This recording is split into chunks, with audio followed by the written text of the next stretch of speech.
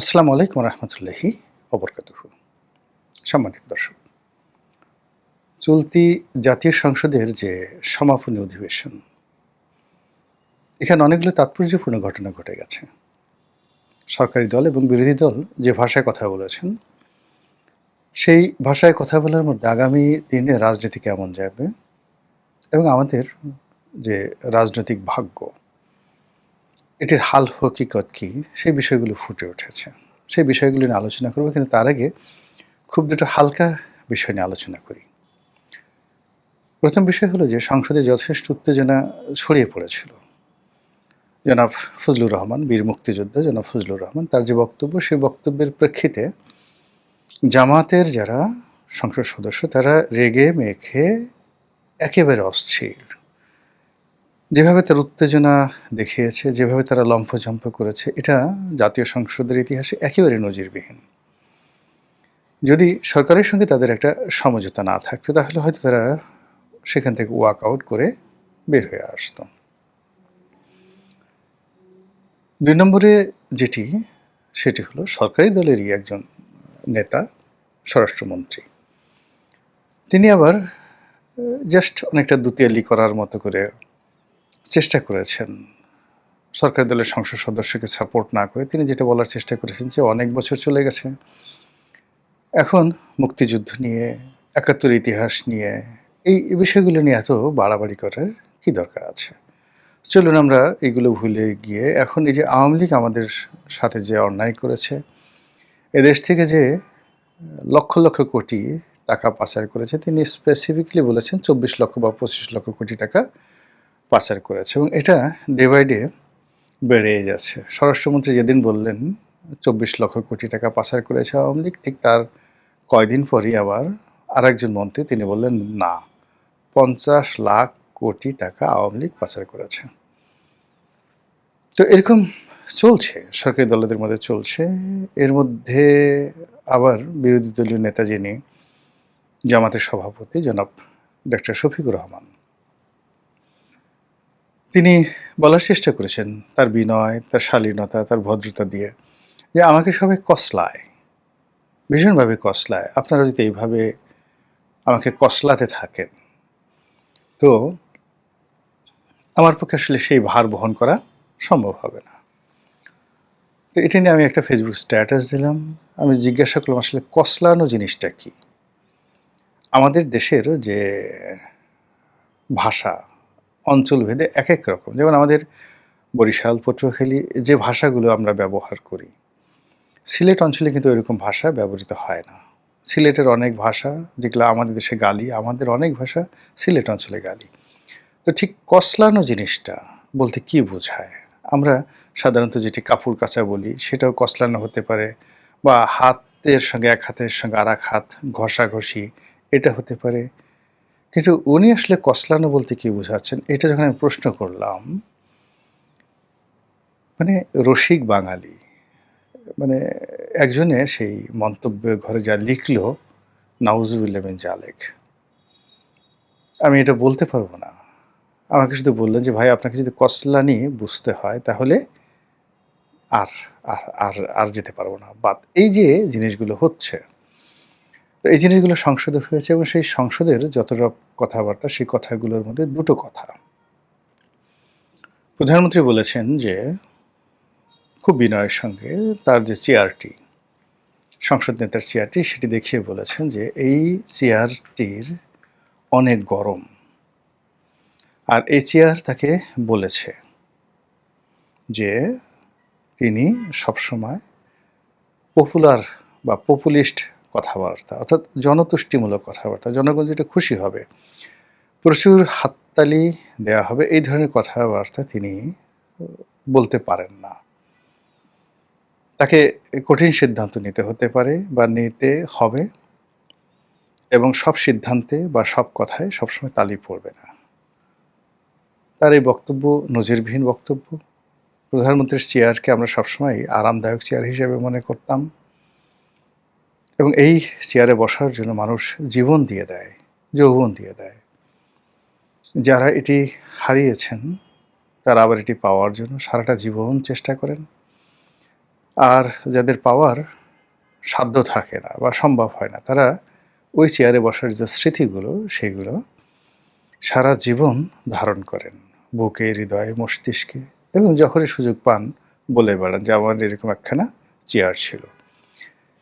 তিনি কোনো কারণে মরে গেলে তার আত্মীয়স্বজনও বলেন যে আমার বাবার, আমার দাদার, আমার পরদাদার একটা চেয়ার ছিল, যে চেয়ারটির নাম হলো প্রধানমন্ত্রীর চেয়ার। শেরে বাংলা একে ফজলুল হক, আতাউর রহমান খান, সিরাজুর রহমান, মিজানুর রহমান চৌধুরী থেকে শুরু করে যারা যারা অতীতে প্রধানমন্ত্রী ছিলেন এবং প্রয়াত হয়েছেন, তাদের সবার আত্মীয়স্বজন এখনো বলে বেড়ান যে ওই রকম, মানে ওই আমলে আমাদের দাদা বা আমাদের বাবা আত্মীয়, ওরকম আত্মীয় প্রধানমন্ত্রী ছিলেন। তো সেই প্রধানমন্ত্রীর চেয়ার নিয়ে অতীতে যারা ছিলেন তারা যে কথাগুলো কখনোই বলেননি, ঠিক সেই কথাটি বর্তমান প্রধানমন্ত্রী বলেছেন যে এই চেয়ারটি অনেক গরম। এখানে গরম শব্দটার পরিবর্তে আমার কাছে যেটি মনে হলো যে এখানে যদি এই চেয়ারের উত্তাপ অনেক বেশি। এখানে উষ্ণতা, উত্তাপ, গরম, এই বাংলা এই শব্দগুলোর অনেক পার্থক্য রয়েছে। আর সবচেয়ে ভালো হতো যে এই চেয়ারের গরম না বলে তিনি যদি বলতেন যে এই চেয়ারের যে ওজন, দায়িত্ব অনেক অনেক বেশি, যেটির ভারে আমি প্রতি মুহূর্তে নুয়ে পড়ছি। আমার কাছে মনে হচ্ছে যে আমি এই চেয়ারে বসিনি, চেয়ার আমার উপর বসেছে। ফলে এই চেয়ারের ওজন আমার শরীর, আমার মন, আমার মস্তিষ্ক প্রতিটি মুহূর্তে বহন করে চলছে। এই চেয়ারে বসার সঙ্গে সঙ্গে আমি জনগণের কথা শুনতে পাই। এই চেয়ারের বসার কারণে জনগণের সঙ্গে আমার যে আত্মিক একটা সম্পর্ক তৈরি হয়েছে, সেই জনগণের হাসি, কান্না, প্রেম, ভালোবাসা, এ সকল জিনিস আমার যে প্রাকৃতিকভাবে আমার কর্ণকুহরে চলে আসে, আমাকে সবসময় জাগিয়ে রাখে, আমাকে সবসময় কিছু করতে বলে। আমি এই চেয়ার আরামকে দ্বারা নয়, আমরা এখানে বসতে পারি না। এরকম যদি হতো কথা আরও সুন্দর হতো, কিন্তু যখনই এই চেয়ার অনেক গরম। এখন গরম চেয়ার বলতে যেটি বোঝায় সেটি হলো এটির অনেক পাওয়ার, এটির ভোল্টেজ অনেক বেশি। এখানে বসা যেন তেন লোকের কর্ম নয়। এখানে বসতে হলে শরীরে আপনার একটা হিট প্রুফ অবস্থা থাকতে হবে, ইত্যাদি ইত্যাদি অনেক রকম।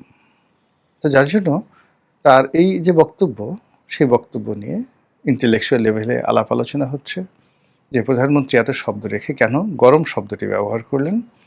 আর যারা আমজনতা তারা বলার চেষ্টা করছেন হায় হায়, এত সুন্দর প্রধানমন্ত্রী তার হন না।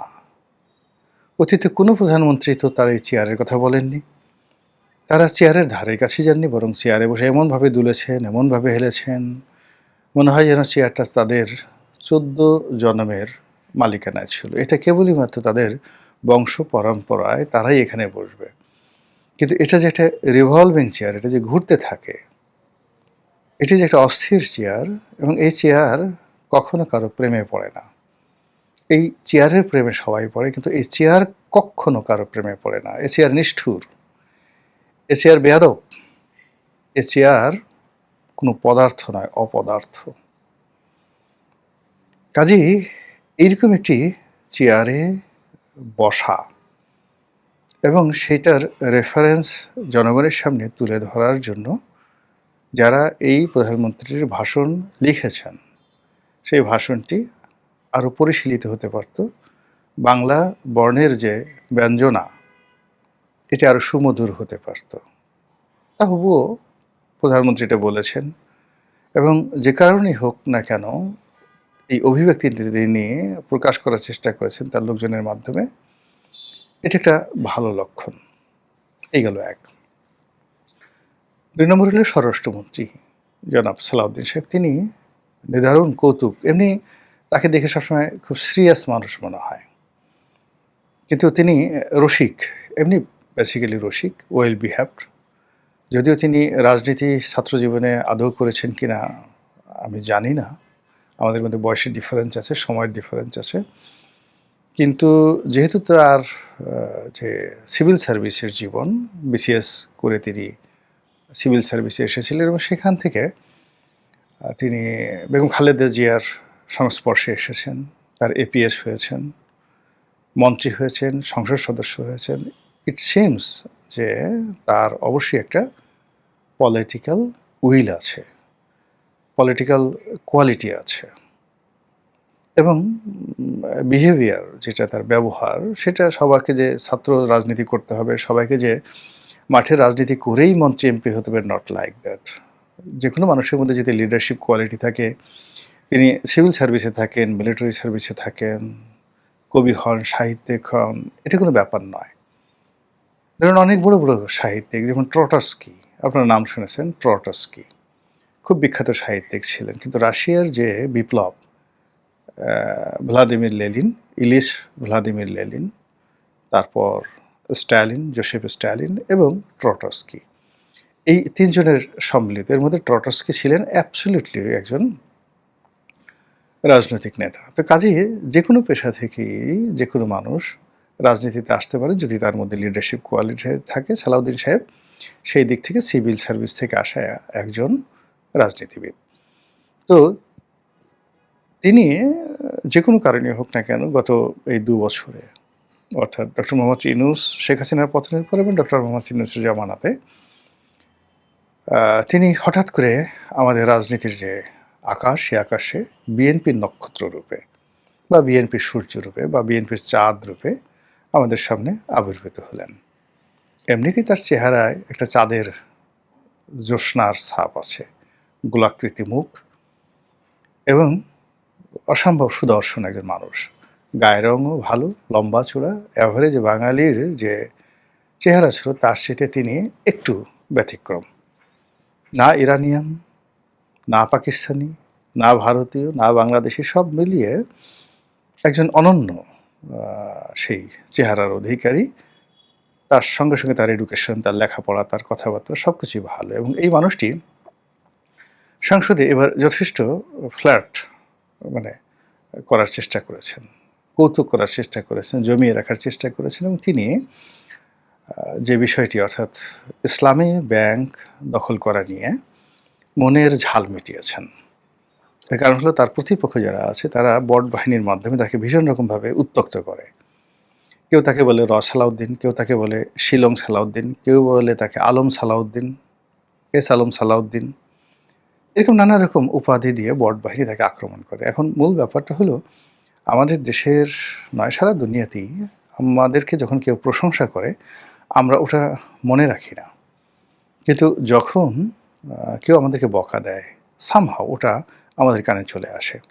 তো কাজী সালাউদ্দিন সাহেবকে নিয়ে যে সকল নেতিবাচক কথাবার্তা জামাত এবং তাদের বট বাহিনী বলছে বিভিন্ন সময়টিতে, সেটা অবশ্যই তিনি জানেন, স্মরণে আছে তার, এবং সময় এবং সুযোগ মতো তিনি সেইগুলোর ব্যাপারে অ্যাকশন বা রিয়াকশন নেবেন। এটাই হলো হিউম্যান সাইকোলজি।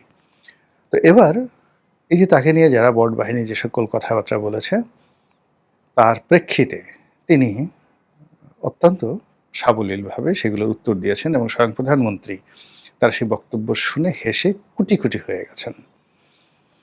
তিনি কি বলেছেন যে ২-৪টি ব্যাংক থাকা ভালো, ব্যাংক থাকা ভালো, কিন্তু আপনি যে ব্যাংকটা থাকবে আপনার তাকে বলতে হবে যে ব্যাংকের যে আপনার মালিকানা কত পার্সেন্ট মালিক আপনার আছে, শেয়ার আছে কতটুকু, কিন্তু আপনার শেয়ার নাই, কিন্তু আপনি সঙ্গত কারণে ব্যাংকের মালিকানা দাবি করছেন। এর সাথে তো মারাত্মক কিছু হয় না।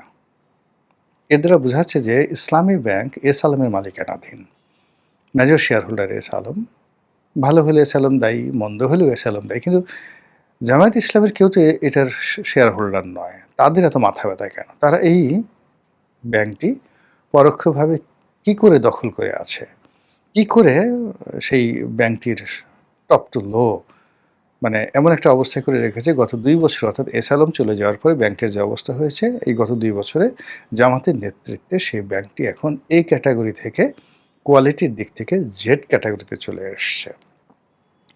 তো এই ব্যাপারে তিনি আসলে ওরকম ইন ডিটেলস না বলে তিনি শুধু যেভাবে বলেছেন যে আগের সরকার ব্যাংক দখল করতো, মানে এস আলম যারা লোকজন ব্যাংক দখল করেছে তারা ডিজিএফআই এর মাধ্যমে, গোয়েন্দা সংস্থার মাধ্যমে ব্যাংকের কর্তাদেরকে তুলে নিয়ে স্বাক্ষর রেখে সই রেখে তারপরে শেয়ার মার্কেট থেকে শেয়ার কিনে, বিদেশি যারা শেয়ার হোল্ডার ছিল তাদের কাছ থেকে শেয়ার কিনে এই ব্যাংকটি একটা নির্দিষ্ট প্রক্রিয়ার মাধ্যমে তারা দখল করেছে। কিন্তু জামাত যে কাজটি করেছে সেই কাজটি হলো একেবারে কোনো রকম প্রক্রিয়া নাই, একেবারে নারায়ে তাকবীর আল্লাহু আকবার বলে আল্লাহর নাম নিয়ে ব্যাংক দখল করেছে। তো এই যে তার যে বক্তব্য, সেই বক্তব্যে সমস্ত মানে সংসদ যারা দেখছিলেন টেলিভিশন স্ক্রিনে, তারা সবাই হাসিতে রীতিমতো উল্লসিত। তো এইভাবে আসলে জাতীয় সংসদ জমে উঠেছিল। কিন্তু জমে ওঠার পরেও প্রধানমন্ত্রী যে বক্তব্য দিয়েছেন তিনি হাত বাড়িয়ে দিয়েছেন এবং বিরোধী দলকে স্মরণ করে দিয়েছেন যে আমাদের একত্রে চলতে হবে, আমাদের মধ্যে বিভেদ থাকা চলবে না। এটিও কিন্তু নজিরবিহীন এবং তার এই বক্তব্য দ্বারা শান্তিপূর্ণভাবে সংসদ যেভাবে শেষ হয়েছে, এতে করে যারা বাইরের মুখরা তারা বলার চেষ্টা করছেন যে এটা একটা সমঝোতার সংসদ। ওটা আগের মতোই, যেমন আমি ডামির সংসদ, আমি এবং আমু এবং মামুদের সংসদ, বিশেষ করে রুমিন ফারহানাদের মতো যারা সংসদ সদস্য তারাও এটাকে সমঝোতা এবং মিল মহব্বতের একটা সংসদ বলার চেষ্টা করছেন। এটা কতটা মিল মহব্বতের, কতটা আমির আমির সংসদ কিংবা কতটা গৃহপালিত সংসদ, এটা হয়তো সামনে বোঝা যাবে যখন সমঝোতার বিষয়গুলো নিয়ে টানাটানি শুরু হবে। অতীতে যারা গৃহপালিত বিরোধী দল ছিলেন, যেমন আসম আব্দুর রব ছিলেন, এরশাদের জাতীয় পার্টি ছিলেন, তারা মূলত প্রথমে তাদেরকে নির্বিষ শক্তিহীন করে দেওয়া হয়েছিল। আর সরকারি দল এতটা শক্তিশালী হয়ে পড়েছিল যে সেখানে আসলে সরকারের সঙ্গে সমঝোতা করা ছাড়া, আনুগত্য করা ছাড়া, তাদের গৃহপালিত হওয়া ছাড়া তাদের কোনো উপায় ছিল না। কিন্তু এখানে জামাত এবং এনসিপির বিষয়টি ভিন্ন। স্টিল তাদের মাঠে যথেষ্ট শক্তি আছে, পকেটে টাকা আছে এবং তারা মনে করে যে ঢাকা শহরে 50 লাখ লোক তারা যে কোনো সময় জড়ো করে সরকারকে ফেলে দিতে পারে। তো কাজেই এখানে যে সমঝোতার শর্ত, সেই সমঝোতার শর্তগুলো অক্ষরে অক্ষরে পালিত হতে হবে। সেটা যদি পালন করা না হয়, সেক্ষেত্রে প্রধানমন্ত্রী যতই বলেন না কেন যে আসেন আমরা একত্রে কাজ করি, আসলে একত্রে কাজ করা যাবে না। দেশ ভালো চলুক, আপনারা সবাই ভালো থাকেন, মহান আল্লাহ আমাদের সবাইকে হেদায়েত এবং হেফাজত করুন। আসসালামু আলাইকুম ওয়া রাহমাতুল্লাহি ওয়া বারাকাতুহু।